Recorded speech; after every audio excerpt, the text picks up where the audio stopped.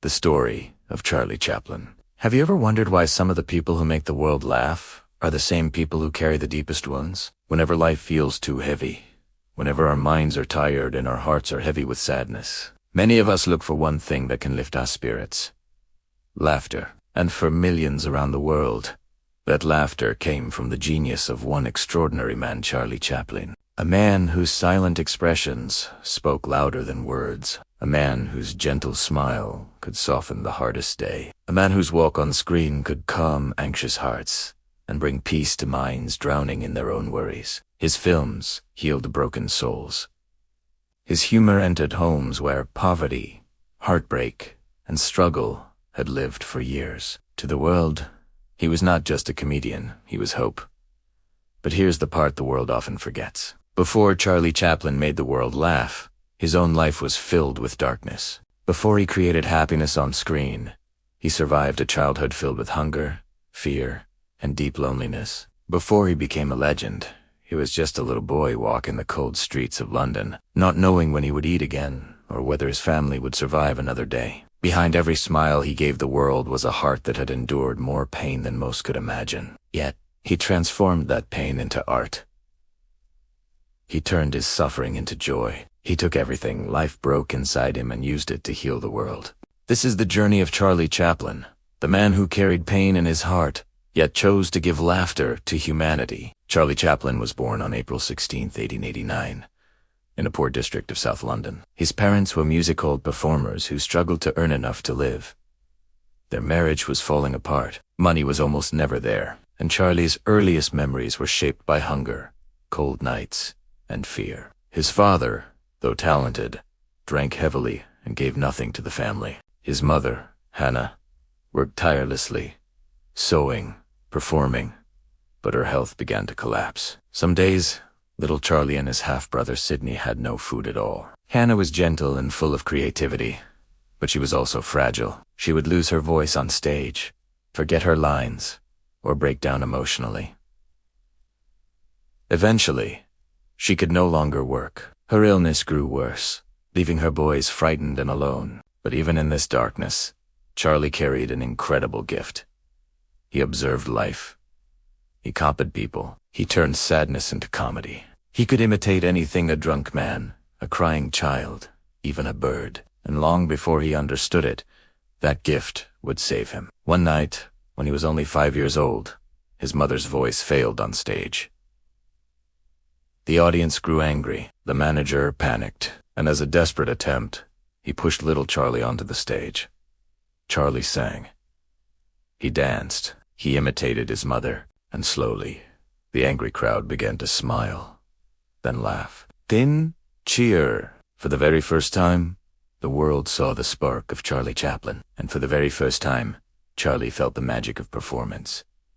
But the darkness was not over. By 1896, Hannah's health collapsed completely. Charlie and Sidney were taken to the Lambeth workhouse, a place for the poorest of the poor. Childhood disappeared. Long dormitories, rough uniforms, endless chores. No mother, no warmth. Then they were moved to Hanwell School, a better place, but still filled with loneliness. Charlie remembered the thin porridge, the endless lines, the silence, and the deep ache of missing his mother. When she returned home briefly, he hoped life would get better.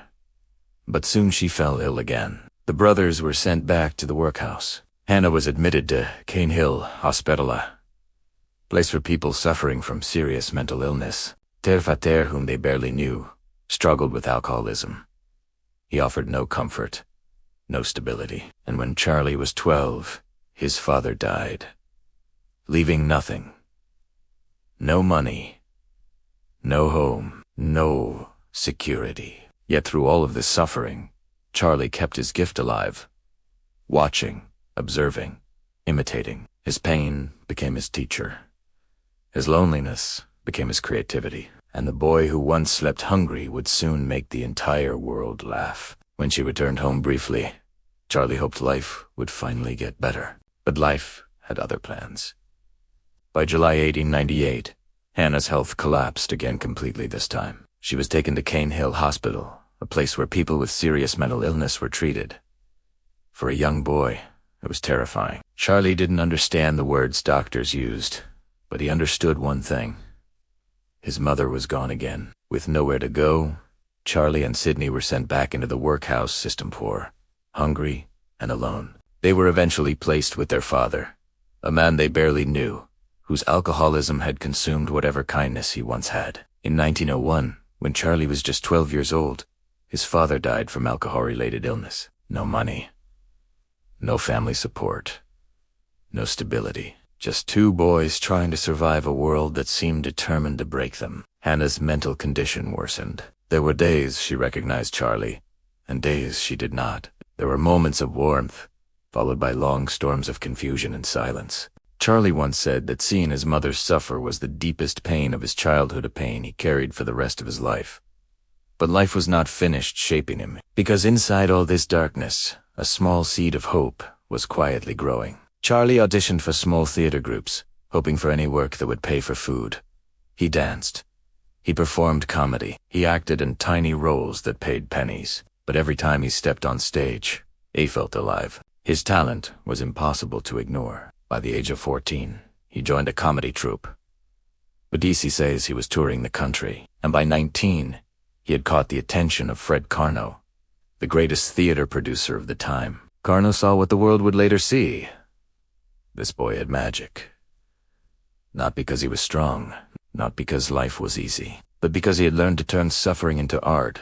In 1910, Chaplin traveled to America with the Carno troupe, and there, everything changed. Hollywood noticed him almost instantly. His expressions, his body language, his ability to make people laugh and cry without saying a single word. Then, in 1914, he created the character that would change history. The Tramp. The small hat, the oversized shoes, the tiny mustache, the funny walk. A character who looked poor, but whose spirit was richer than anyone's. The world fell in love. People saw themselves in the Tramp. The struggles, the dreams, the hope. The human heart always trying to find happiness. Charlie Chaplin became a global icon. A symbol of laughter. A healer for millions. But behind all the success was a child who never forgot the hunger, the loneliness, the cold nights, and the mother who had given him love even when she had nothing else to give. In every film he made, there is a shadow of his childhood. A little sadness. A little hope. A little magic. Chaplin once said, "To truly laugh, you must be able to take your pain and play with it." And that is exactly what he did. He took the broken pieces of his childhood and built a universe of joy. He took tears and turned them into comedy. He took silence and made it speak louder than words. This is why Charlie Chaplin is not just a comedian. He is a reminder that even in the darkest moments, one spark of creativity, one spark of humor, one spark of courage can light up the entire world. His story teaches us that pain doesn't have to destroy us. Sometimes, it becomes the source of our greatest strength. Sometimes, it becomes the gift we give to mankind. Charlie Chaplin healed millions because he first learned how to heal himself. Thank you for watching. If this story moved you, please consider liking this video and subscribing for more stories that inspire the human spirit.